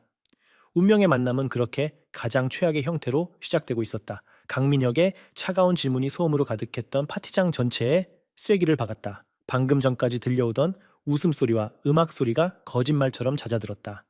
이제 모든 시선은 파티의 중심에 선 두 사람, 화려함의 정점에 있는 남자와 비에 젖은 초라한 여자에게로 향했다. 그들의 극명한 대비는 그 자체로 하나의 잔인한 볼거리였다. 서연우는 자신에게 쏟아지는 수십 개의 눈동자를 애써 외면하며 고개를 더욱 깊이 숙였다. 그녀는 품에 안고 있던 상자를 앞으로 조심스럽게 내밀며 떨리는 목소리로 입을 열었다. 죄송합니다. 오늘 밤 폭우가 너무 심해서 도로가 통제되는 바람에 약속된 시간보다 늦었습니다. 정말 죄송합니다, 고객님. 그녀의 목소리는 빗물에 젖은 몸만큼이나 차갑게 떨리고 있었다. 예의를 갖춘 사과였지만 강민혁의 귀에는 그저 변명으로밖에 들리지 않았다. 그는 코웃음을 치며 소파에서 천천히 몸을 일으켰다. 1m 80이 넘는 큰 키가 연우의 머리 위로 거대한 그림자를 드리웠다. 조회성 그 말 한마디면 다야, 내가 네 사정까지 알아야 하나? 하수구에서라도 기어 나왔나? 꼴 좀 봐. 내 몸에서 떨어진 빗물이 이 호텔의 최고급 대리석 바닥을 더럽히고 있는 건 알고 있어. 그의 목소리는 날카로운 칼날이 되어 연우의 심장을 후벼 팠다. 주변에서 나직한 웃음소리가 터져 나왔다. 연우는 얼굴이 불타는 듯한 수치심을 느꼈다. 그녀는 입술을 깨물며 고개를 들지 못한 채 다시 한번 사과했다. 정말 죄송합니다. 바로 닦겠습니다. 우선 주문하신 물건입니다. 그녀는 어떻게든 이 상황을 빨리 끝내고 싶었다. 이 끔찍한 공간에서 사람들의 경멸, 어린 시선 속에서 단 1초라도 더 머물고 싶지 않았다. 그녀는 상자를 그에게 건네려 했다. 하지만 민혁은 받을 생각조차 하지 않고 한 걸음 뒤로 물러섰다. 마치 더러운 것과 접촉하기라도 싫다는 듯이. 어디다 그 더러운 손을 내밀어. 너 같은 사람들은 우리 같은 사람들을 위해 제 시간에 물건이나 갖다 바치면 되는 거야. 그 간단한 임무 하나 완수하지 못했으면서 뭘 잘했다고 고개를 빳빳이 들고 있어. 그의 말은 점점 더 잔인해졌다. 그는 연우의 존재 자체를 모욕하며 자신의 권력을 확인하고 있었다. 파티에 모인 사람들은 흥미로운 연극을 관람하듯 두 사람을 지켜보았다. 몇몇은 불편한 기색을 비췄지만 천일 그룹의 후계자에게 감히 맞설 수 있는 사람은 아무도 없었다. 그의 친구 박지훈조차 그저 어깨를 으쓱하며 샴페인을 홀짝일 뿐이었다. 연우의 눈에 뜨거운 눈물이 차올랐다. 아무리 힘들고 서러워도 꾹 참아왔던 눈물이었다. 하지만 지금 이 순간 그녀의 인격은 산산조각 나고 있었다. 그녀는 가난했지만 단 한 번도 자신을 부끄럽게 여긴 적이 없었다. 땀 흘려 돈을 버는 자신의 삶이 부끄럽다고 생각한 적이 없었다. 그런데 이 남자는 그녀의 모든 것을 부정하고 짓밟고 있었다. 그녀의 머릿속은 복잡하게 얽혔다. 병상에 누워있는 어머니의 얼굴, 이번 달 내야 할 병원비 고지서, 그리고 이 배달만 마치면 받을 수 있는 수수료. 현실의 무게가 그녀의 어깨를 짓눌렀다. 그녀는 여기서 무너질 수 없었다. 고객님, 정말 죄송하지만 이 물건을 받아주십시오. 저는 이만 가봐야 에어딜가. 민혁이 그녀의 말을 잘랐다. 그의 눈에 장난기 어린 잔혹함이 스쳤다. 그는 이 먹잇감을 이대로 순순히 놓아줄 생각이 없어 보였다. 그 상자적이 테이블 위에 올려놔. 내 손에서 직접 받고 싶지 않으니까. 그리고 내 시야에서 당장 사라져. 그는 손가락으로 근처에 반짝이는 유리 테이블을 가리켰다. 연우는 더 이상의 모욕을 견디기 힘들어 그의 말에 따르기로 했다. 그녀는 차가운 굴욕감과 서러움으로 떨리는 손을 애써 진정시키며 테이블로 다가갔다. 한 걸음 한 걸음이 마치 가시밭길을 걷는 것처럼 고통스러웠다. 그녀가 상자를 테이블 위에 조심스럽게 내려놓으려는 바로 그 순간이었다. 자신의 위세를 과시하며 샴페인 잔을 들려던 민혁이 무심코 팔을 휘저었다. 그의 손등이 상자를 들고 있던 연우의 팔을 강하게 쳤다. 아, 연우의 짧은 비명과 함께 그녀의 손에 들려있던 상자가 공중으로 떴다가 그대로 바닥으로 곤두박질 쳤다. 콰직, 고요해진 파티장에 대리석 바닥과 상자가 부딪히며 내는 파열음이 날카롭게 울려 퍼졌다. 최고급 벨벳으로 포장된 상자의 모서리가 찌그러지고 그 안에서 무언가 복잡한 기계 부품이 부서지는 듯한 불길한 소리가 새어나왔다. 순간 파티장 전체에 숨 막히는 정적이 흘렀다. 모든 사람들의 시선이 바닥에 나뒹구는 상자에 고정되었다. 정적을 깬 것은 강민혁의 분노에 찬 고함이었다. 이런 미친 네가 지금 무슨 짓을 한 줄 알아? 그는 자신의 실수는 순식간에 잊은 채 모든 책임을 연우에게 돌렸다. 그의 얼굴은 분노로 붉게 달아올랐다. 그는 바닥에 떨어진 상자를 가리키며 연우에게 달려들듯이 소리쳤다. 이 멍청한 게 눈은 장식으로 달고 다녀. 이게 뭔지 알기나 해. 스위스 장인이 1년 동안 만든 단 하나뿐인 시계란 말이야. 연우는 충격으로 온몸이 굳어버렸다. 그녀는 파랗게 질린 얼굴로 민혁과 바닥의 상자를 번갈아 보며 중얼거렸다. 아니에요. 당신이 제 팔을 쳐서. 뭐? 내가 쳤다고 웃기지도 않는군. 어디서 감히 나에게 책임을 떠넘겨. 내년에 서투른 손이 저지른 실수를 왜 내 탓으로 돌리는 거지? 그는 비웃음을 터뜨렸다. 그 웃음소리는 악마의 것과도 같았다. 뚝뚝거리 같다. 그는 마치 세상에서 가장 재미있는 농담이라도 들은 것처럼 연우를 조롱했다. 사고 내까지 쓰게 감히 나랑 얽혀서 사고를 논할 자격이나 된다고 생각해 좋다 이거야. 어디 한번 보상해봐. 네 인생을 전부 갖다 바쳐도 모자랄 테니까. 그는 연우의 턱 끝까지 다가와 그녀의 귓가에 경멸을 담아 속삭였다. 그의 입에서 나온 말은 비수가 되어 연우의 마지막 남은 자존심까지 갈기갈기 찢어 놓았다. 내가 가진 모든 것, 네 집, 내 가족, 내 장기까지 전부 다 팔아도 이거 하나 보상 못해. 알겠어. 그 말이 파티장에 울려 퍼지는 순간 연우의 세상이 무너져 내렸다. 눈앞이 흐려지면서 뜨거운 눈물이 뺨을 타고 흘러내렸다. 억울함, 분노, 서러움, 그리고 깊은 절망감이 그녀의 온몸을 휘감았다. 주변 사람들의 수군거림이 마치 먼 곳에서 들려오는 소리처럼 웅궁거렸다. 그녀는 완전히 혼자였다. 이 화려하고 잔인한 세계에 내던져진 채 누구의 도움도 받을 수 없는 무력한 존재였다. 강민혁은 자신의 권력으로 그녀를 완벽하게 고립시키고 짓밟아 버렸다. 그는 승리감에 도취된 표정으로 눈물을 흘리는 그녀를 내려다보았다. 이제 연극은 끝났다. 남은 것은 패배한 자의 퇴장뿐이었다. 하지만 그 순간 아무도 예상하지 못했던 일이 일어났다. 절망의 가장 깊은 바닥에서 연우는 마지막 힘을 끌어모으고 있었다. 그녀의 흐려진 시야 속에서 남자의 오만한 얼굴이 10년 전의 어떤 기억과 겹쳐지기 시작했다. 강민혁의 마지막 말은 사형 선고처럼 파티장에 울려 퍼졌다. 그 잔인한 선언 앞에서 서연우의 모든 방어 기제는 무너져 내렸다. 그녀는 그 자리에 얼어붙은 채 그저 뜨거운 눈물만 하염없이 흘렸다. 주변의 모든 것이 흐릿해지고 오직 자신을 향한 경멸과 조롱의 소리만이 귓가를 맴돌았다. 그래, 이게 현실이었다. 돈 없고 힘없는 자의 서러운 현실. 강민혁은 눈물을 흘리는 그녀의 모습을 보며 만족스러운 미소를 지었다. 그는 언제나 그랬듯 자신의 힘으로 상대를 완벽하게 굴복시키는 것에서 희열을 느꼈다. 이 하찮은 배달기사에게 자신의 위치를 감히 넘볼 수 없는 세상의 질서를 똑똑히 가르쳐 준 것 같아 통쾌하기까지 했다. 이제 남은 것은 그녀가 무릎을 꿇고 용서를 빌거나 울면서 도망치는 것뿐이라고 생각했다. 하지만 그의 예상은 완전히 빗나갔다. 흐느끼던 연우의 어깨가 서서히 멎었다. 뺨을 타고 흐르던 눈물이 멈췄다. 그녀는 떨리는 손으로 눈가를 거칠게 닦아냈다. 그리고는 마치 바닷속 깊은 곳에서 떠오르듯 길고 깊은 숨을 내쉬었다. 그 숨결에는 더 이상 절망만이 아닌 차갑게 얼어붙은 무언가가 섞여 있었다. 파티장의 사람들은 그녀의 갑작스러운 변화를 의아하게 지켜보았다.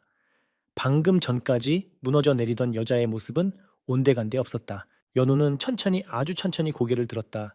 지금까지 바닥만 향했던 그녀의 시선이 처음으로 강민혁을 정면으로 향했다. 눈물로 젖은 그녀의 눈은 붉게 충혈되어 있었지만 그 안에는 더 이상 두려움이나 굴욕감은 없었다. 대신 그 자리를 채운 것은 의해할 수 없는 깊은 슬픔과 섬뜩할 정도의 차가운 분노, 그리고 지독한 원망이었다. 강민혁은 그 눈빛과 마주하는 순간 자신도 모르게 움찔했다. 먹잇감의 눈이라고 하기에는 너무나도 강렬하고 너무나도 많은 이야기를 담고 있었다. 그는 불쾌감에 미간을 찌푸리며 또 다른 독서를 내뱉으려 했다. 바로 그 순간이었다. 연우는 아무 말 없이 굳은 결심을 한 사람처럼 천천히 손을 들어 올렸다. 그리고 빗물에 젖어 이마에 달라붙어 있던 머리카락을 쓸어 넘겼다. 그녀의 관자놀이, 화려한 샹들리에의 금빛 조명이 그곳을 정통으로 비추었다. 그리고 그 빛 아래 희미하지만 선명한 하나의 선이 모습을 드러냈다.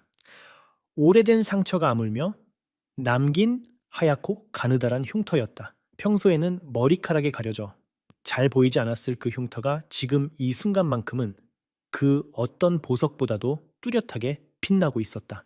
강민혁의 시선이 무심코 그 흉터에 닿았다. 처음에는 그저 얼굴에 난 작은 흠집이라고 생각했다. 하지만 그녀의 집요한 시선과 그 흉터가 기묘하게 겹쳐지면서 그의 머릿속 깊은 곳 두꺼운 망각의 먼지 아래 봉인되어 있던 판도라의 상자가 열리기 시작했다. 미 머릿속에서 날카로운 이명이 울렸다.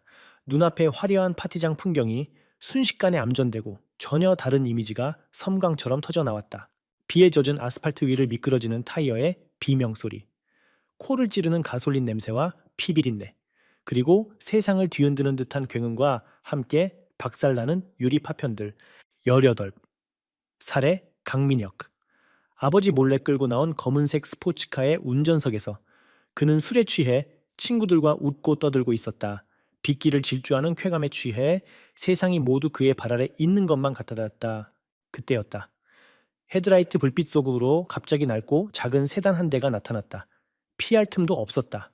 쿵 하는 둔탁하고 끔찍한 충격이 온몸을 뒤흔들었다. 혼돈, 비명, 찌그러진 차체, 사이렌 소리. 그는 사고의 충격으로 잠시 정신을 잃었다가 구급대원의 목소리에 눈을 떴다. 그의 눈에 들어온 것은 끔찍한 광경이었다. 들것에 실려 나가는 한 남자. 미동도 없이 축 늘어져 있었다. 그리고 그 옆에서 한 어린 소녀가 피를 흘리며 울부짖고 있었다. 아바, 아바, 일어나, 제발. 소녀의 얼굴, 정확히는 관자놀이 부근에서 붉은 피가 흘러내리고 있었다. 그 상처의 모양, 그 위치, 기억의 파편은 아버지의 서재로 이어졌다. 사고 후 며칠 뒤 그의 아버지는 평소와 다름없는 냉정한 목소리로 말했다. 모든 건 다 처리했다. 그 가족에게는 두둑한 보상금을 줬어. 그들은 다른 도시로 이사 갈 거고, 이 일에 대해서는 평생 입을 다물 거다. 너는 이 일을 잊어버려. 처음부터 그 없었던 일처럼. 알겠나? 돈으로 덮어버린 진실. 돈으로 막아버린 죄책감. 강민혁은 그날 이후 정말로 그 일을 잊었다고 생각했다. 아니, 잊기 위해 발버둥 쳤다. 더 많은 돈을 쓰고 더 자극적인 쾌락을 좇으며 기억을 지워나갔다. 하지만 아니었다. 기억은 사라진 것이 아니었다. 그저 그의 영혼 가장 깊은 곳에 잠들어 있었을 뿐이다. 아, 강민혁의 입에서 신음과도 같은 소리가 터져 나왔다. 그는 저도 모르게 한 걸음 두 걸음 뒤로 물러섰다. 얼굴에서 핏기가 완전히 가시고 오만함으로 가득했던 그의 표정은 경악과 공포로 일그러졌다. 이 여자. 자신이 방금 전까지 벌레 보듯 모욕하고 짓밟았던 이 배달기사. 그녀는 10년 전 자신이 그 빗길에서 지옥으로 밀어 넣었던 바로 그 소녀였다. 그는 다시 그녀의 얼굴을 보았다. 이번에는 정말로 그녀를 보았다. 깊은 슬픔이 고여 있는 눈동자. 아버지의 죽음과 망가진 삶의 무게를 짊어져 온 세월이 새겨진 얼굴. 그리고 그 모든 비극의 시작을 알리는 자신의 죄가 낙인처럼 찍혀 있는 저 흉터. 바닥에 나뒹구는 박살난 시계 상자가 갑자기 우습게 느껴졌다. 자신이 내뱉었던 네가 가진 모든 걸 다 팔아도 보상 못해 라는 말이 이제는 전혀 다른 의미의 칼날이 되어 자신의 심장을 꿰뚫었다. 그가 앗아간 것은 고작 시계 따위가 아니었다. 한 사람의 목숨, 한 가족의 행복, 한 소녀의 평범했던 삶 전체였다. 파티장의 소음은 완전히 사라졌다. 사람들은 왜 대한민국 최고의 재벌 후계자가 유령이라도 본 것처럼 겁에 질려 있는지 이해하지 못했다. 그들은 그저 강민혁의 얼굴이 하얗게 질리고 그의 온몸이 사시나무처럼 떨리고 있는 것을 목격할 뿐이었다. 서현우는 아무 말도 하지 않았다. 할 필요가 없었다. 그녀의 존재 자체가, 그녀의 눈빛과 그녀의 흉터가 그에게 가장 끔찍한 심판을 내리고 있었다. 네오, 너는... 강민혁은 무언가 말을 하려 했지만 목소리가 나오지 않았다. 목구멍에 거대한 돌덩이라도 걸린 듯 그저 마른 숨만 새어나왔다. 오만과 특권 의식으로 쌓아 올린 그의 세계가 한순간에 와르르 무너져 내리고 있었다. 두 사람은 화려한 파티의 한가운데서 시간을 넘어 서로를 마주보고 서 있었다. 한 명은 씻을 수 없는 죄를 지은 가해자로, 다른 한 명은 그 죄의 증거가 되어 나타난 피해자로, 그들 사이에는 10년이라는 세월과 하나의 죽음이라는 건널 수 없는 강이 흐르고 있었다. 시간이 멈춘 듯했다. 아니, 어쩌면 10년의 세월이 압축되어 강민혁의 눈앞에서 폭발하고 있었다. 그의 뇌는 눈앞의 현실을 받아들이기를 거부했다. 온몸의 피가 차갑게 식어 발끝으로 가라앉는 느낌이었다. 세상의 모든 소리가 사라지고 오직 자신의 심장이 공포에 질려 미친 듯이 울리는 소리만 들렸다. 그의 친구 박지훈이 보다 못해 다가왔다. 민혁아, 괜찮아. 너 안색이 왜 이래? 이 여자 누구야? 아는 사람이야. 지훈이 그의 팔을 잡았지만 민혁은 그 손을 미친 사람처럼 뿌리쳤다. 재호리가 건드리지 마. 그의 날카로운 외침에 지훈은 물론 주변의 모든 사람들이 움찔했다. 방금 전까지 세상을 호령하던 오만한 지배자의 모습은 온데간데 없었다. 겁에 질린 채 구석에 몰린 짐승. 지금의 강민혁은 정확히 그 모습이었다. 그의 혼란과 공포를 비웃기라도 하듯 파티장에 다시 잔잔한 음악이 흐르기 시작했다. 누군가 어색한 분위기를 무마하기 위해 재생한 모양이었다. 하지만 그 아름다운 선율은 지금 이 순간 강민혁에게는 지옥의 배경음악처럼 들렸다. 화려한 조명값 비싼 음식 사람들의 가식적인 얼굴. 이 모든 것이 그를 질식시킬 듯한 거대한 위선 덩어리로 보였다. 그 지옥의 한가운데서 서연우가 드디어 입을 열었다. 그녀의 목소리는 더 이상 떨리지 않았다. 빗물처럼 차갑고 강철처럼 단단했다. 10년 동안 골마 터진 상처와 응어리진 한을 담은 목소리였다. 그녀는 바닥에 떨어진 박살 난 시계 상자를 잠시 내려다보았다. 그리고는 다시 고개를 들어 공포에 질려 있는 강민혁의 눈을 똑바로 응시했다. 내 말이 맞아요? 그녀의 첫 마디에 파티장이 다시 한번 술렁겼다. 사람들은 그녀가 드디어 굴복하는 것이라고 생각했다. 하지만 이어지는 그녀의 말은 모두의 예상을 완전히 뒤엎었다. 제가 가진 모든 걸 다 팔아도 이 시계 하나 값도 안 되겠죠? 고작 몇 푼 안 되는 배달 수수료를 벌기 위해 이 빗속을 뚫고 온 저 같은 사람에게는 상상도 할 수 없는 금액일 테니까요. 그녀의 목소리는 담담했다. 비꼬거나 원망하는 투가 아니었다. 그저 명백한 사실을 인정하는 듯한 말투였다. 그래서 더욱 소름 끼쳤다. 그녀는 천천히 그에게로 한 걸음 다가섰다. 강민혁은 저도 모르게 뒷걸음질 쳤다. 하지만 그 한마디에 파티장 전체의 공기가 얼어붙었다. 하지만 10년 전 그 빗속에서 당신이 앗아간 우리 아버지의 목숨값은요? 연우의 목소리가 칼날처럼 날아와 민혁의 가슴에 박혔다. 그의 눈동자가 지진이라도 일어난 듯 흔들렸다. 아버지라는 단어에 주변의 몇몇 사람들도 무언가 짐작했다는 듯 경악의 신음을 터뜨렸다. 연우는 멈추지 않았다. 10년 동안 단 한 번도 꺼내지 못했던 이야기들이 터져나온 본물처럼 쏟아져 나왔다. 당신 때문에 평생 웃음을 잃고 매일 밤 약을 먹지 않으면 잠들지 못하는 우리 어머니의 10년 세월은요, 그건 얼마짜리죠? 아빠의 장례식장에서 마음껏 울지도 못하고 당신의 아버지가 던져주는 돈다발을 받아들고 정든 집을 떠나 낯선 도시로 쫓겨나야 했던 내 어린 시절은요, 그 기억은 어떻게 보상할 건가요? 그녀의 한마디 한마디는 망치가 되어 강민혁의 오만한 세계를 부수고 있었다. 사람들은 이제 더 이상 흥미로운 구경거리를 보는 것이 아니었다. 그들은 끔찍한 비극의 진실이 밝혀지는 현장에 서 있었다. 드라마에서나 보던 이야기가 지금 눈앞에서 생생하게 펼쳐지고 있었다. 그들의 얼굴에서 조롱과 경멸은 사라지고 충격과 혼란, 그리고 일말의 죄책감이 떠올랐다. 연우는 이제 그의 턱 밑까지 다가섰다. 그녀의 눈에서는 더 이상 눈물이 흐르지 않았다. 대신 그 자리에는 모든 것을 불태워 버릴 듯한 깊은 화염이 일렁이고 있었다. 그녀는 그를 향해 마지막 판결을 내렸다. 그녀는 그가 했던 말을 그대로 돌려주었다. 이 시기에 당신은 그 많은 돈으로 똑같은 걸, 아니 더 비싼 걸 얼마든지 새로 살 수 있겠죠. 그녀는 바닥에 상자를 턱으로 가리켰다가 다시 그의 눈을 꿰뚫을 듯이 바라보며 말했다.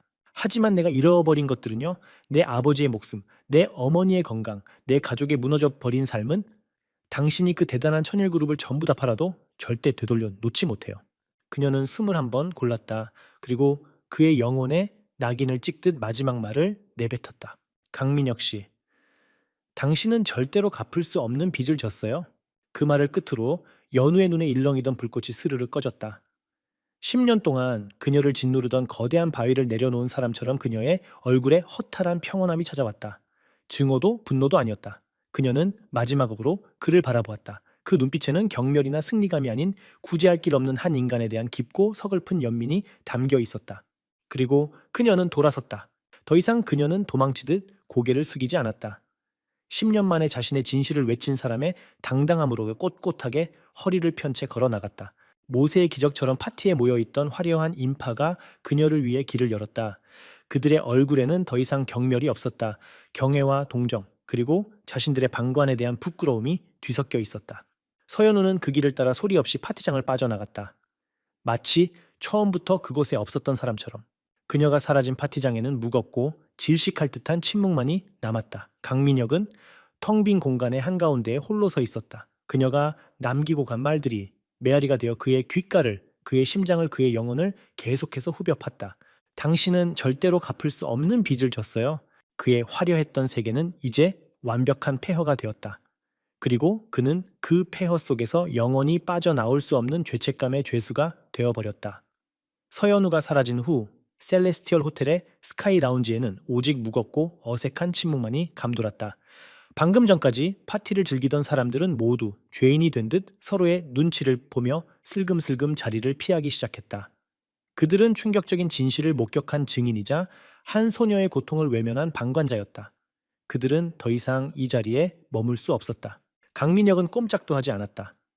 그는 텅 비어가는 파티장의 한가운데에 마치 번개를 맞은 나무처럼 멍하니 서 있었다. 그의 발치에는 박살난 시계 상자가 흉물스럽게 널브러져 있었다. 몇 시간 전까지만 해도 그의 부와 권력의 상징이었던 물건이 이제는 그의 씻을 수 없는 죄를 증명하는 증거품이 되어버렸다. 비서 김 실장이 조심스럽게 다가와 그의 안색을 살폈다. 도련님, 괜찮으십니까? 우선 자리를. 하지만 민혁은 아무것도 듣지 못했다. 그는 홀린 사람처럼 몸을 돌려 텅 빈 출입구를 향해 걸어갔다. 그의 걸음은 휘청거렸고 눈에는 초점이 없었다. 그는 자신을 부르는 모든 목소리를 뒤로 한 채 호텔을 빠져나왔다. 밤의 비는 여전히 그치지 않고 있었다. 10년 전 그날처럼 차가운 비가 그의 머리 위로 쏟아져 내렸다. 하지만 그는 우산을 쓸 생각조차 하지 못했다. 이 비가, 이 차가운 고통이 자신의 죄를 조금이라도 씻어내줄 수 있을까?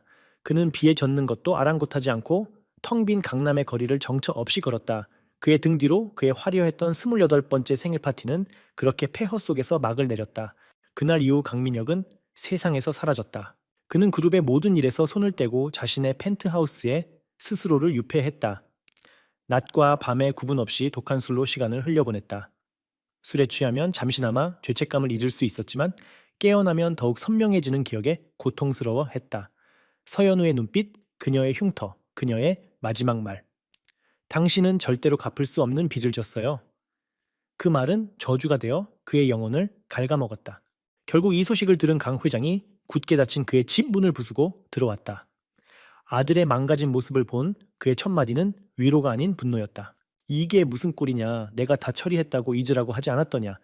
고작 계집애 하나 때문에 그룹 후계자가 이따위로 무너지다니 당장 일어나서 네 자리로 돌아가. 강 회장에게 그 사건은 이미 돈으로 해결된 과거일 뿐이었다. 중요한 것은 아들이 만들어낸 공적인 스캔들과 그룹의 이미지 실추였다. 그 순간 민혁은 깨달았다. 자신의 아버지는 영원히 이해하지 못할 것이다. 그에게 사람의 목숨값은 그저 지폐 몇 장의 가치에 불과했다. 이 죄는 아버지의 돈으로 해결할 수 있는 문제가 아니었다. 오롯이 자신이 짊어지고 가야 할 십자가였다. 그는 처음으로 아버지에게 반항했다. 아니요, 아버지. 저는 돌아가지 않아요. 아니, 돌아갈 자격이 없습니다. 그날 이후 강민혁은 정말로 다른 사람이 되었다. 그는 더 이상 술을 마시지 않았다. 대신 그는 자신의 모든 자원과 능력을 이용해 지난 10년간의 서연우의 삶을 추적하기 시작했다. 그녀가 얼마나 힘겹게 살아왔는지, 아픈 어머니를 돌보기 위해 어떤 아르바이트까지 했는지, 명문대에 다니면서도 등록금을 걱정해야 했던 그녀의 고통을 그는 하나하나 알아갔다.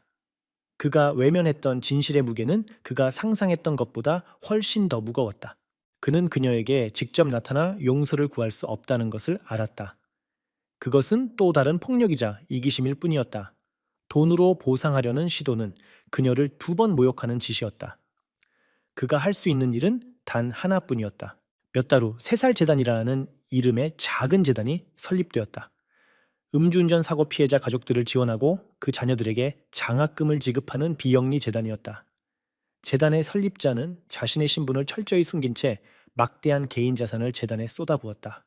강민혁은 재단의 이사장이라는 이름뿐인 직함 뒤에 숨지 않았다. 그는 매일 재단으로 출근해 직접 피해자들의 서류를 검토하고 그들의 사연을 읽었다. 그는 그들의 고통스러운 이야기 속에서 자신의 죄를 마주했다. 때로는 상담 전화를 직접 받으며 절망에 빠진 사람들의 목소리를 들었다. 그것은 그가 스스로에게 내린 고통스러운 형벌이자 유일한 속죄의 방식이었다. 그리고 1년의 시간이 흘렀다. 서연우의 삶은 많이 안정되었다. 어머니는 최고의 의료진에게 치료를 받았고 기적처럼 병세가 호전되었다. 누가 지원했는지 알 수 없는 익명의 후원자 덕분이었다. 연우는 무사히 대학을 수석으로 졸업하고 좋은 회사에 취직했다. 그녀의 얼굴에서는 고단함 대신 미래에 대한 조심스러운 희망이 엿보였다. 어느 주말 저녁 그녀는 거실에서 뉴스를 보고 있었다. 뉴스에서는 최근 사회적으로 큰 반향을 일으키고 있는 새살재단에 대한 심층 보도를 하고 있었다. 앵커는 베일에 쌓인 설립자에 대해 이야기하며 재단 활동 중에 우연히 찍힌 그의 사진 한 장을 공개했다. 화면 속에 나타난 남자의 모습에 연우는 숨을 멈췄다.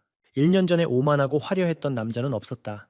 살이 많이 빠지고 수척해진 얼굴, 값비싼 명품 대신 평범한 셔츠 차림. 하지만 연우를 가장 놀라게 한 것은 그의 눈빛이었다. 공허하고 차갑던 그의 눈은 이제 깊은 슬픔과 회한, 그리고 타인의 고통을 진심으로 헤아리는 듯한 연민으로 가득 차 있었다. 그는 한 피해자 유가족의 손을 잡고 그들의 이야기를 경청하고 있었다. 연우는 모든 것을 직감했다. 그 익명의 후원자도 이 재단도 모두 그 남자로부터 시작된 것임을 그녀는 가만히 TV를 껐다. 마음속에서 복잡한 감정이 휘몰아쳤다. 용서라는 단어는 이 모든 비극을 설명하기에 너무나도 가벼웠다. 아버지는 돌아오지 않고 사라진 10년의 세월도 되돌릴 수 없다. 하지만 분노와 증오도 더 이상 그녀를 지배하지 않았다. 대신 그 자리에는 씁쓸하지만 기묘한 안도감이 찾아왔다. 그날 밤 그녀가 던졌던 진실의 외침이 한 인간을 완전히 바꾸어 놓았다. 그녀의 비극이 또 다른 비극을 막는 씨앗이 된 것이다. 연우는 창가로 다가섰다. 1년 전 그날처럼 비가 내리던 하늘은 이제 구름 한 점 없이 맑게 개어 있었다. 그녀는 그 파란 하늘을 보며 희미하게 미소 지었다. 그것은 슬픔도 기쁨도 아닌 모든 것을 통과해 온 자의 평온한 미소였다. 그녀는 자신의 아버지를 되찾을 수 없지만 자신의 미래를 되찾았다. 그리고 그는 그만의 방식으로 영원히 갚을 수 없을 것 같았던 그 빚을 평생에 걸쳐 갚아나가기 시작했다.